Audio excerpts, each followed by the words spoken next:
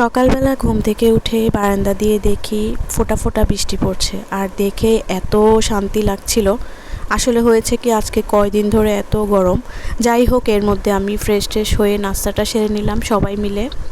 Hello everyone, আসসালামু আলাইকুম। বৃষ্টির কথা বলতে না বলতে একদম ঝুম বৃষ্টি শুরু হয়ে গেল।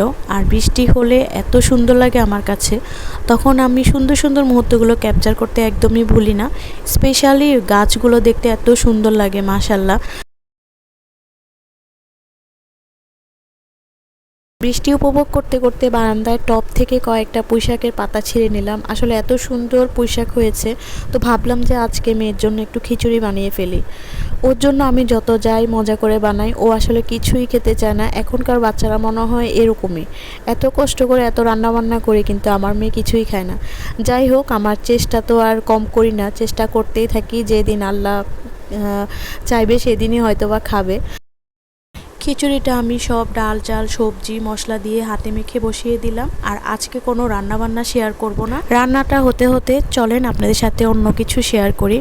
আসলে আমি বাসায় অনেক দিন ধরে ছিলাম না, এ মাসটা পুরাই আমি এদিক সেদিক ছিলাম। তো আমার ডাইনিং টেবিলের ম্যাটটা অনেক দিন ধরে চেঞ্জ করা হচ্ছিল না। আজকে ভাবলাম যে আমি ডাইনিং টেবিলের যে ম্যাট বা কাভার বলেন সেটা চেঞ্জ করব। এটা নতুন কাভার না, আগেরই একটা কাভার, জাস্ট একটু চেঞ্জ করে নিচ্ছি এই আর কি।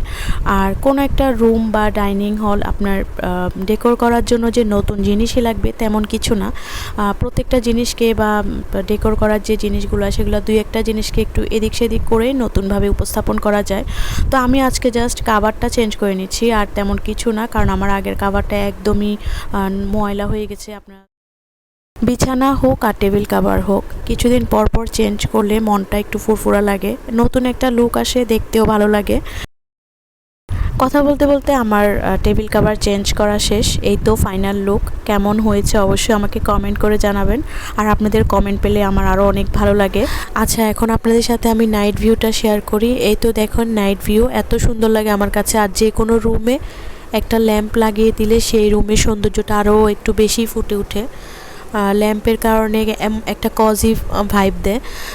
যাই হোক, এই তো দেখেন কি সুন্দর লাগে না? আমার কাছে কিন্তু অনেক সুন্দর লাগতেছে। আপনারা কেমন হয়েছে অবশ্যই আমাকে জানাবেন। ডেকোর করতে করতে আমার রান্না অলমোস্ট শেষ হয়ে গেছে, মানে খিচুড়ি রান্না শেষ। আর আজকে অন্য কিছু রান্না শেয়ার করি নাই। আজকে ভাবলাম আপনাদের সাথে একটু এই ডাইনিং স্পেসটা ডেকোর করাই শুধু শেয়ার করে নিই। আজকে যেহেতু বৃষ্টি হচ্ছে, দুপুরের খাবারের পরে 1 কাপ চা তো অবশ্যই লাগবে। তো কথা হবে আরেকদিন অন্য কোনো গল্প নিয়ে। সবাই ভালো থাকবেন। আল্লাহ হাফেজ।